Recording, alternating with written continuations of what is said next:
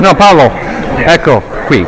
Saluti da. And asked me to do interview after, but No, but no. Thank you very much. And okay, I speak in Italian because it's better for me. No, I speak first part in English, second part in Italian. Okay, this movie is about my city, Naples. It's a city in the 80s, more than 40 years ago. The world was different, was naive and stupid, maybe happier. So the irony and the humor is something that belong to the past of that culture. And what else I could say? No, I have anything to say in Italian. And ho fatto questo film per quando mi sono accorto che i miei figli mi guardavano come un oggetto misterioso, perché ok. I made this movie when I realized that my movies were looking at me like a mysterious object. Perché oscillavo tra ira e un'ironia infantile, erano questi i miei stati d'animo e loro giustamente mi vedevano come uno strano adulto. Because I realized that my moods would range between, on the one hand, rage, and on the other hand, a childlike mood, and I felt I needed to be an adult at some point. E così ho deciso di fare questo film per loro, per far capire loro da dove venivano questi stati d'animo. So I decided that I needed to make my movie for my children so that they could understand where these feelings came from. E dunque questo è un film su la grandezza della spensieratezza e sulla la perdita improvvisa di questa spensieratezza. Però alla fine di tutto ciò c'è il futuro, e dato che il futuro è una speranza, il futuro è sempre bellissimo.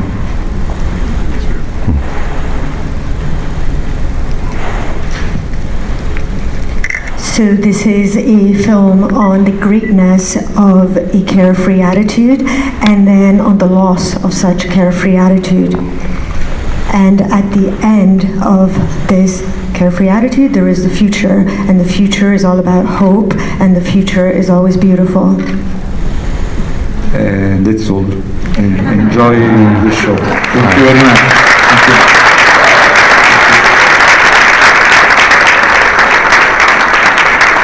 Please stay, because after the film we'll have a longer conversation with Paolo and also the actor who stars in.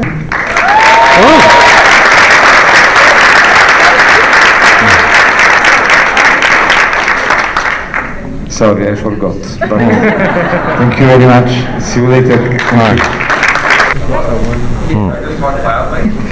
Hang on. There I am. Thank you all for coming out. I'm going to bring out our filmmakers. So hang on one second. Let's start with the man who made this film, writer, director, producer, Paolo Sorrentino.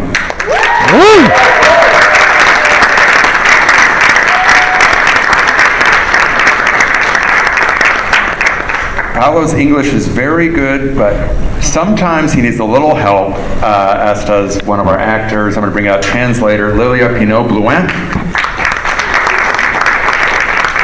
And starring as maybe a young Paolo Sorrentino, Filippo Scotti.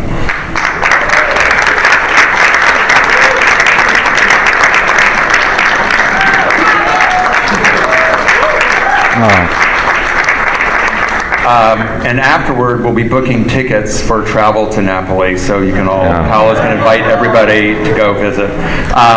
First of all, for people who follow soccer, Napoli has always been I don't want to use one of Sheila's sports teams because they do pretty well. Not so good. But right now, who's in first place in Serie A in soccer? Naples. Okay. I want to ask you a little bit first about Diego Maradona. He was unable to see this film. You were able to meet him, but obviously you were able to see him play. Tell us a little bit about what his game meant to you personally, because he came to Napoli, a team that had never done very well, and transformed the team into champions. So what did he mean to the city, and what did he mean to you as a player playing for the city? When Maradona arrived to Naples in 1984, Naples was a city ruined by an earthquake, and so it was a very dark city because there was also a war between several criminal gangs of the Camorra. So it was a city, a difficult city, and when Maradona arrived, he gave us a sort of hope and a new idea of unexpected freedom. And for all the Napolitans of my generation. So he gave back us the idea to be free, and we were young. So it was the most important thing that happened in my youth. And as a player, it's very simple. He was a great player, and it was something completely impossible now for how the soccer works. The great players play in the great teams. But in 1984 it was possible that the best player in the world come to play in an unknown team like Naples. Yeah. No, it'd be like Lionel Messi coming to play for the LA Galaxy or an MLS team. So you have this picture in your mind of this loosely autobiographical story, and it's told through the eyes of a young man named Fabietto. It's a tall order for that actor. Tell us about your conversations, your auditions, how you met Filippi, and what were the conversations between you, and how did you know he was the right person? No, he was perfect because I had an idea of myself when I was 17. Of a person without qualities, and he was the right person. He has not qualities at all. Yeah. So you wanted a better looking Paolo Sorrentino? Yeah. Okay. No, in truth, we did several auditions because not Seven auditions? No, several. I don't remember, 5, 6. He probably remembers how many. Yeah, I think around 5, probably. 5, 4, 5. But no, just because not all the actors are able, in my opinion, to be the main characters. So it's something that the audition can help to figure out if he's able to do that. And he was the best actor that I saw among all the young actors in Naples. And he was perfect. He's shy, he's had a disease, and exactly the condition I had when I was 17, because I forgot to tell in my introduction that the movie is autobiographical. Yeah. We will get into that. But Filippo, you are playing a character who was loosely based on, or not so loosely based on, Paolo. What were the conversations about what you wanted to do as an actor to make it your own character, and what Paolo was trying to do because it's so much of his own story that he's trying to tell? I wanted just to, I wanted to do my best. I was a bit, pretty scared when Paolo chose me. And but at the same time I thought the best thing to do was to understand a bit, try to understand and try to imagine that time, not Naples during the 80s, and to trust Paolo, of course, and to follow his recommendation, and to not, ask me too many questions, because it will be difficult then. Yeah, so basically I try to do my best in this way. Paolo, was there something that happened in your career that made you feel that this was the right time to tell this story? And did it mark something in your personal life or professional life at the same time? Because some people would say this is different from the movies that you have made previous. Yeah, no, this movie was in my mind since many years, and at the beginning I just wrote the script, but I was not sure to do the movie, but year after year I was often convinced that I was going to do this movie. And this movie for me is like to go to the dentist. I said, no, this year, no, tomorrow. And if you don't wait too long, your teeth are going to fall but out. before then you have to go to the dentist. There are no options. So then I when I turned in 50s, I thought it was the right moment to do a balance. And then it's the most important content that every director must face before then: the family, the childhood, the world, as you learn at the beginning. That's the most important thing in the life of everybody, I believe. Yeah.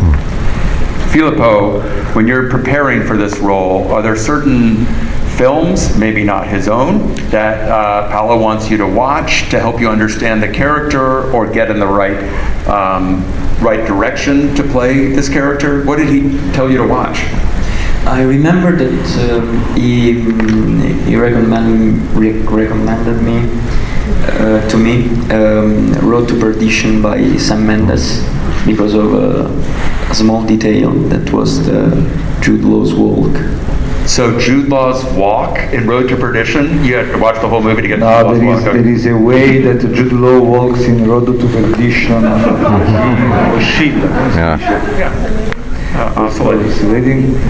That's exactly the same way I move in my life, so I asked him to see that movie. Wow. But that movie for me is a masterpiece, and it's a great story of family, so I was happy to tell him to see that movie. Was there a movie you had to watch about how somebody brushes their teeth? I mean, how much you went into a lot of detail based on other movies about how you walked or how you imagined this character walked? No, but I told him to see that movie just because of the way to walk of Jude Law. Okay. But for me it's very important how an actor walks. It's the most important thing that I look for in an actor. Really? Mm-hmm. Yes. Not how they speak, not how they look you in the eyes, but how they walk. How they walk, yeah. Yeah, I think That's it's fascinating. Did you know this before you made this movie? I hope you had a good walk. Yeah, I hope the same. So anybody who wants to be in Paolo's next movie, don't audition, just work on your walk. I want to ask you about a scene that must have been incredibly difficult to write and to film, and that is the death of your parents. This is something that obviously happened in very close circumstance to what you depict. So in writing and filming that scene, what was that like for you to revisit it? And you also give them a moment that obviously no one would know existed, and that's that moment of love, of sharing this thing between them at the last moment that is so touching. So I just want to ask you a little bit more about that scene and about the beauty you were trying to capture, even though it's a horrible event that happened to you.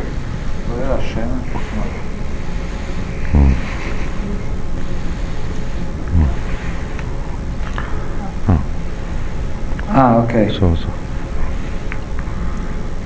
I don't know. No, I have to say that I shot that scene of the death of my parents. It was the last day of shooting, and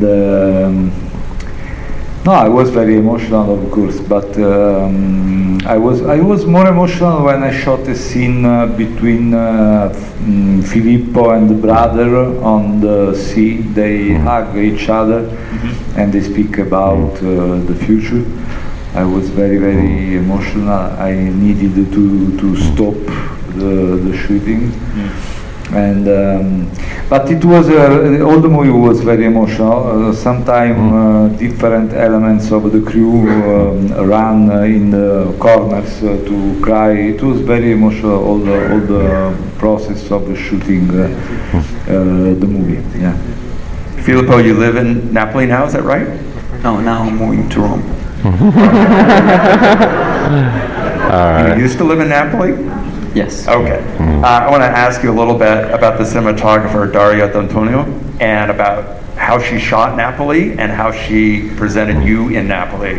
It's a very beautiful take on the city, a city that is not always respected for its beauty. Could you talk a little bit about the city and being a character in the city in this film and how it was photographed?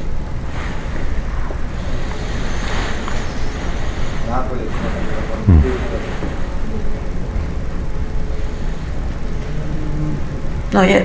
Actually, I have to say that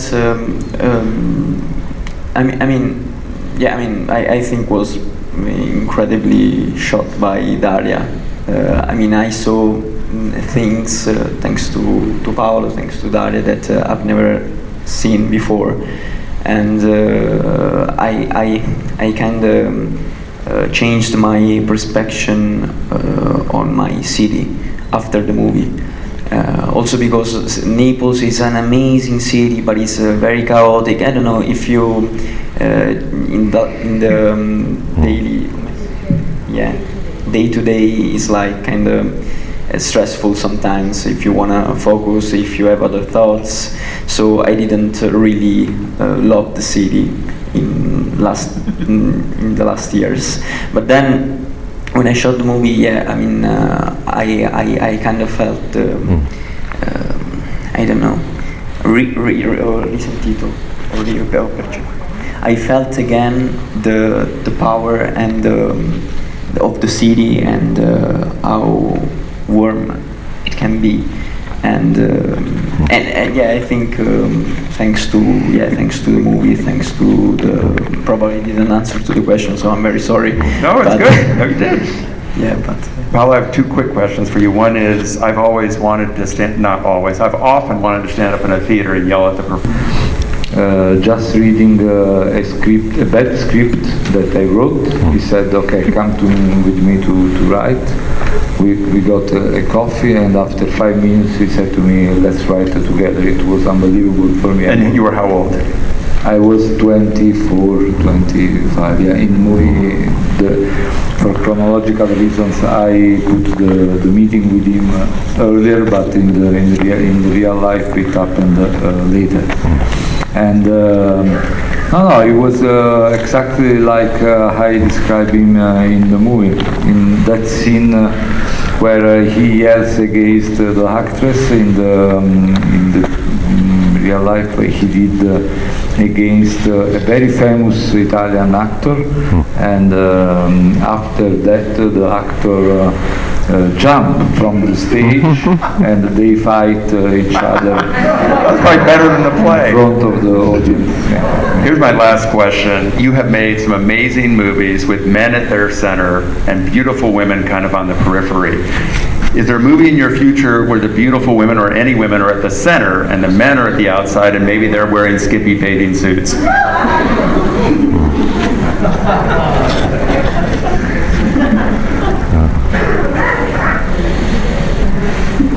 It's exactly my plan to do a movie with a woman at the center.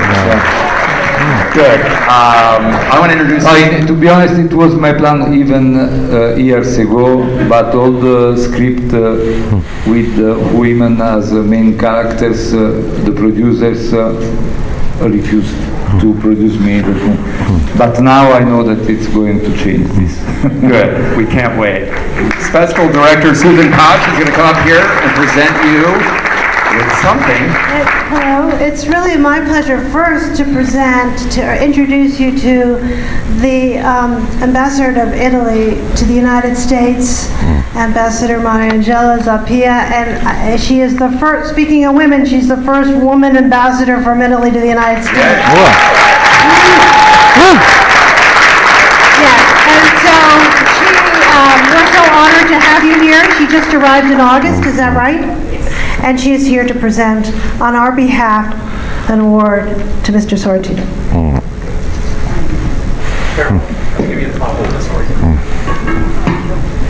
Well, first of all, thank you so much. This is great to be here in the Middleburg Film Festival. Thank you so much. And I'm, of course, a little bit emotional.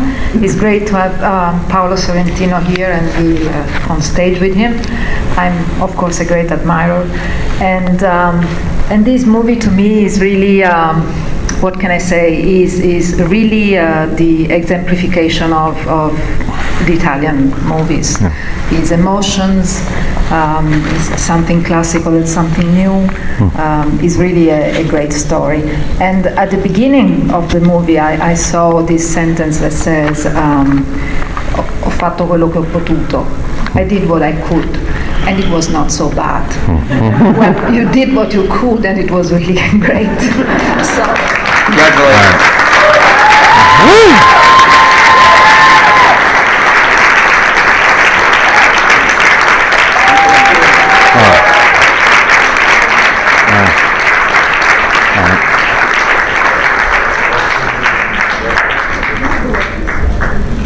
Well, thank you all for coming out.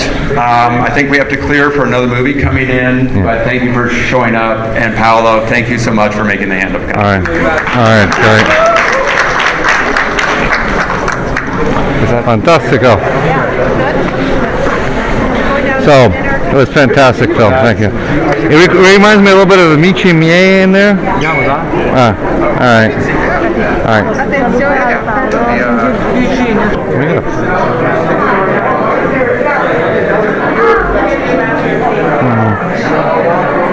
Thank you.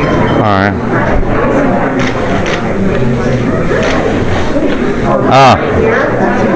Thank you so much. Miss Johnson, can you go in all four? Miss Johnson, can you come in the picture again? Yeah. Miss Johnson, can we get you? Yeah, all four of them, yeah. All right. Okay. This is exactly. What's that? Madam Ambassador. Sorry. Oh, oops. Sorry.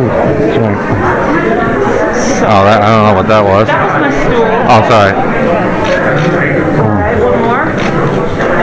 All right, thank you.